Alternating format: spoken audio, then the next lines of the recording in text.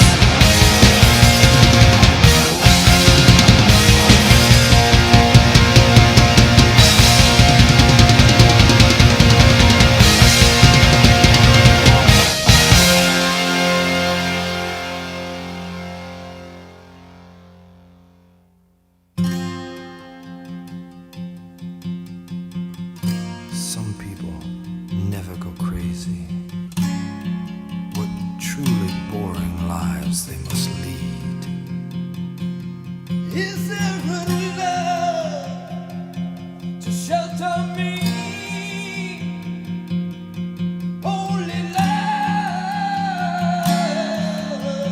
love set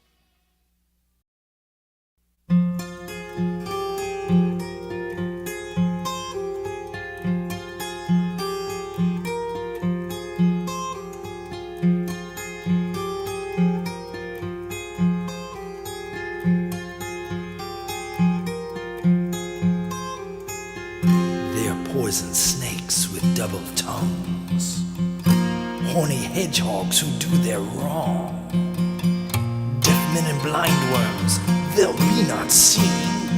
They are pawns and rooks for a crimson king. They are a government with a parliament of whores. Can you hear the screams from the fame machine down in Chainsaw Charlie's morgue?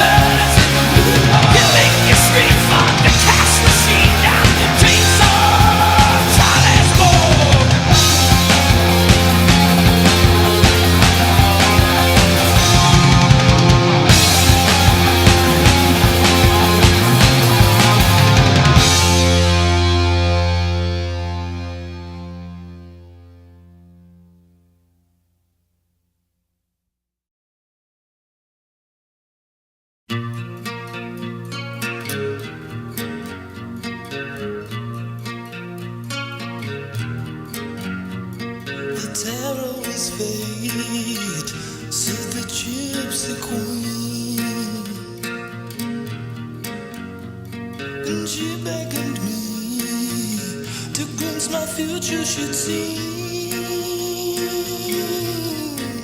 She said, do you see what I see? Be careful you choose.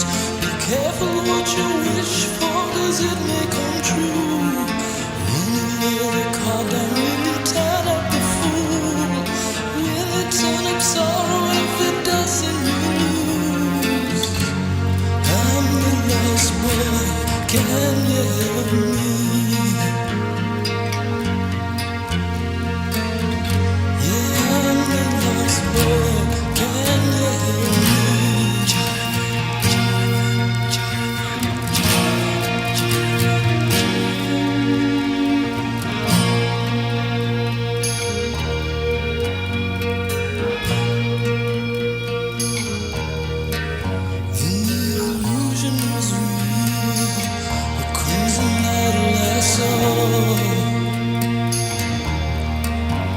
But the height there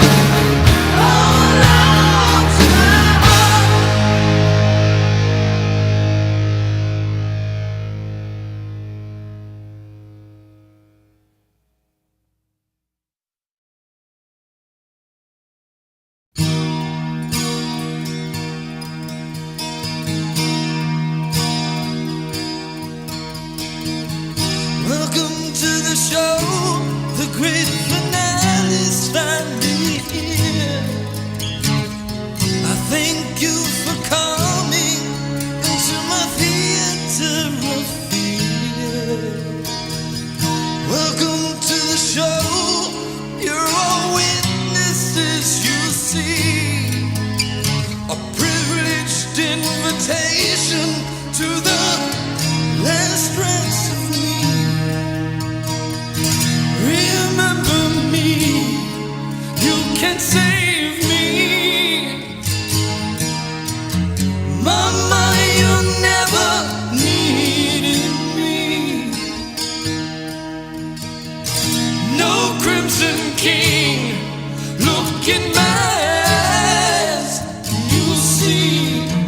Mama, I'm lonely, it's only me. It's only me.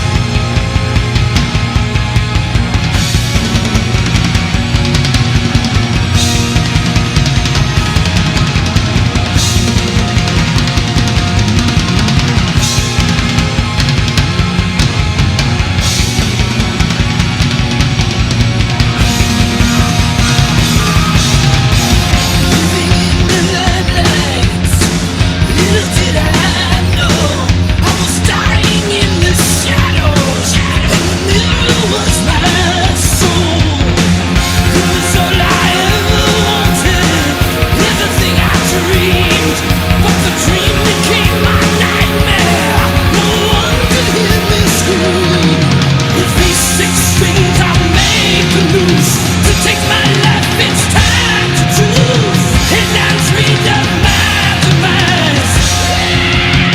Suicide.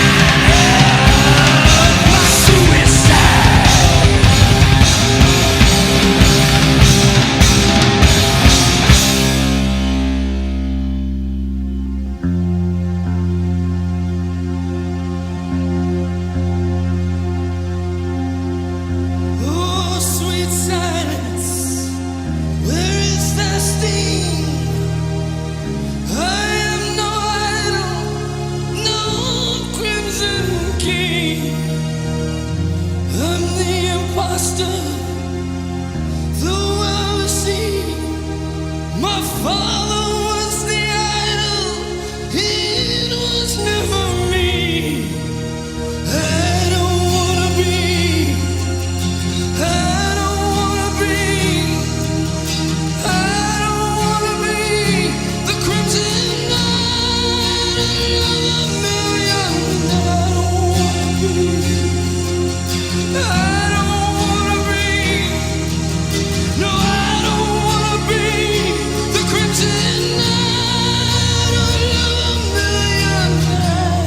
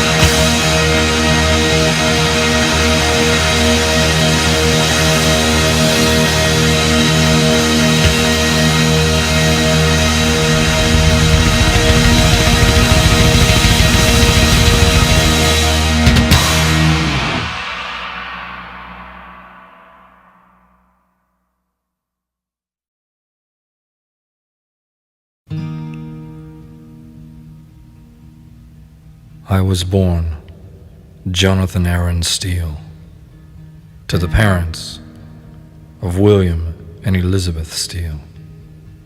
I am a Leo, born under the sign of the lion. And I was raised in a lower middle class family with only one brother, Michael, whom I loved dearly. He was 5 years my senior. My father's nickname was Red, which I could never understand why, because his hair was sandy blonde. Nevertheless, the name stuck.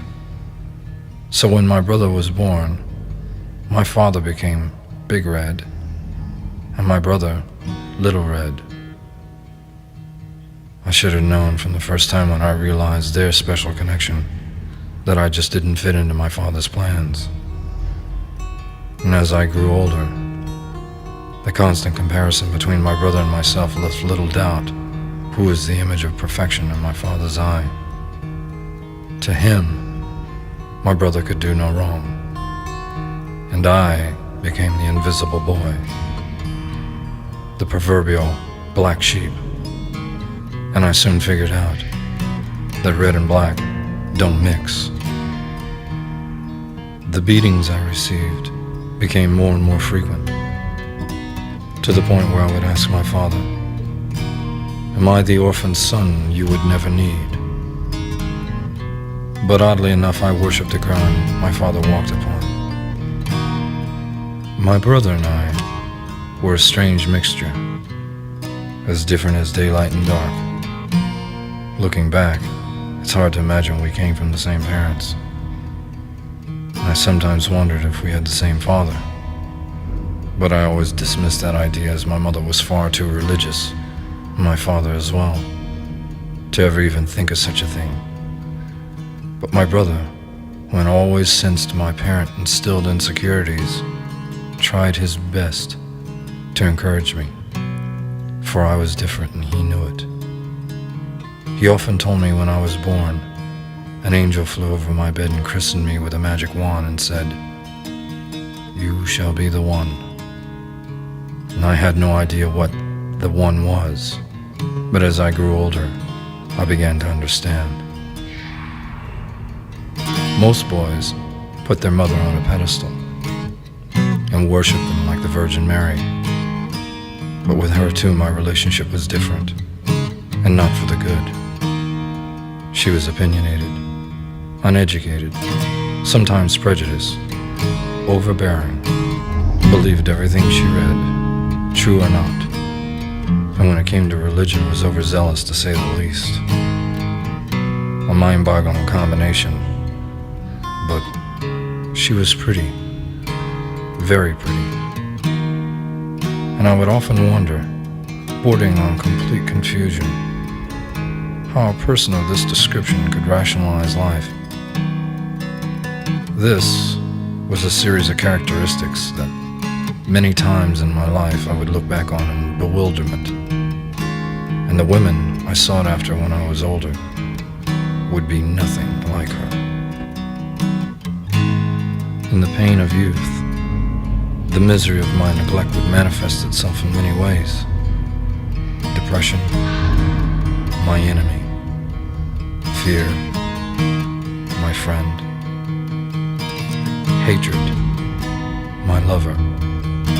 And anger, fuel for my fire.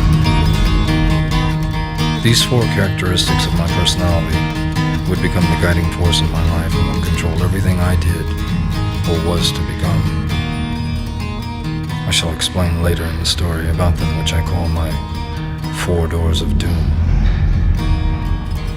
The mirror, the great plaything for man's vanity. The mirror was to become at times my altar of refuge, and at others, my alter ego and its magnificent obsession with the relentless pursuit of attention. It served as a chilling reflection of my own wretchedness and my greatness. It was the one place I could go to see inside myself, to find love in an otherwise loveless household, where I could be great, where I could be anything or anyone I wanted to be. 100% pure escapism until I discovered its precious secret. The mirror lives. It breathes. It talks. It lies. It has a personality all its own. It is a genie that grants all the wishes you could ever dream, at least in my case. All except 2. It was my 14th birthday, the day that changed my life forever. My brother Michael, the one person who was my guiding light, my friend, my hero, was killed by a drunk driver in a head-on collision. He died instantly. I couldn't even bring myself to go to his funeral. My agony was so great, I just couldn't come face to face with him that one last time. My failure to attend intensified my parents' resentment for me even more. But from that moment on, nothing seemed to matter, especially that living hell called home. For 1 year after his death, I roamed the streets in a fog, barely conscious of anything or anyone, and I discovered alcohol, and girls, drugs, and in general, a life I'd never known, which was exciting, frightening, and wonderfully dangerous. And it was then, as I staggered through a downtown city street in one of my drunken rages, I stumbled across a small music shop, and in the window there stood the instrument, the fiery tool that would become the object of my newfound desire, the instrument of my passion, my obsession, the blood-red six-string. It was like I'd known the thing all my life. I soon found it was the only way I could truly express myself. It was a way to vent all my frustrations, all my pain, completely open all my four doors of doom. And I found myself going to the mirror for counsel, less and less. Because of this, my songs seemed to write themselves, and I knew my destiny was in my music. But I was going to have to get out of this backwoods town I was in, if I was ever going to succeed. I was 16 going nowhere, and the only thing my parents knew was live, work, die. And if I stayed there, that's exactly what was going to happen to me. I was going to die. So I ran away to the big city, with the lights, excitement, with danger, and a chance for me to finally live, and to do my music without the persecution I had known for so long. I hitchhiked all the way, with a suitcase in one hand and my guitar on the other. And as I stood at the edge of the city, the magic of the place was incredibly intense. It was to be my new home, the place I would call the arena of pleasure. I lived and struggled in the arena for 2 years, trying to get a break in the music world and make a record. And that's when I ran across a delightful businessman named Charlie. He had been a lawyer for 25 years before he discovered he could fuck over more people in the recording industry than he ever could in a court of law. And he was the president of one of the biggest record companies in the world. And the music business to Charlie was nothing more than a sacrificial lamb to be led to slaughter. And the weapon of choice was his record company, that he'd wield like a mighty sword. The great tool he would lovingly refer to as the chainsaw.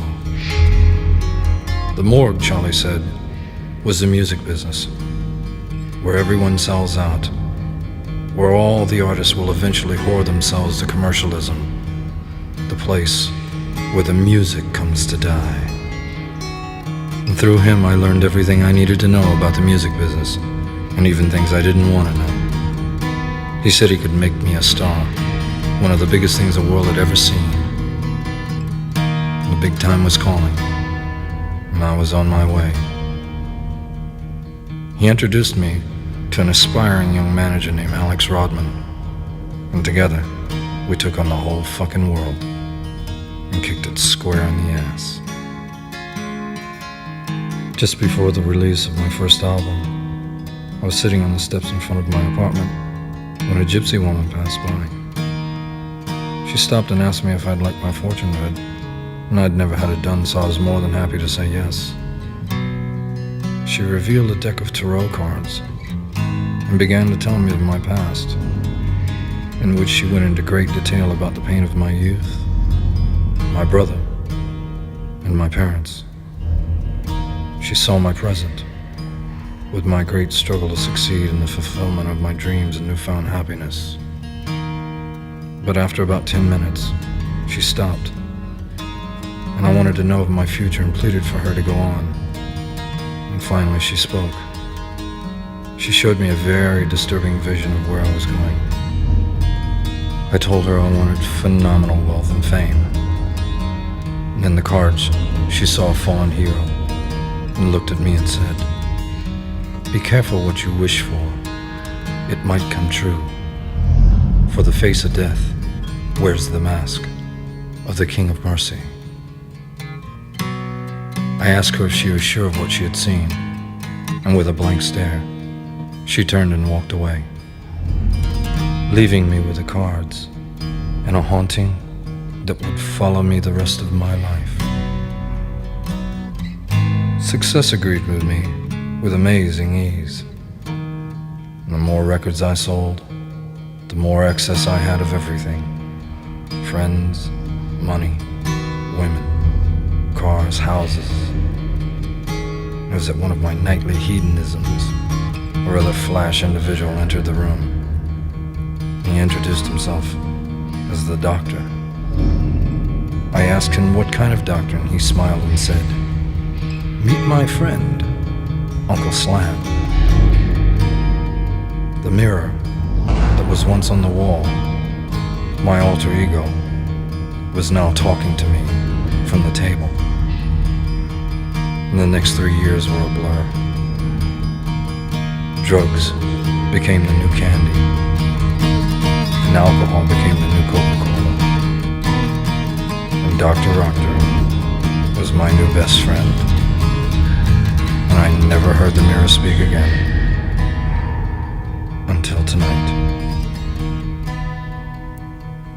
I was at the peak of my career, and the world saw me as I had always wanted. The idol, the great Crimson Idol. Now I had everything, it seemed. Everything but the one thing that would have meant more to me than anything. The pain that manifested itself into my obsession. The acceptance of me by my mother and father, who I had not spoken to since I had left home.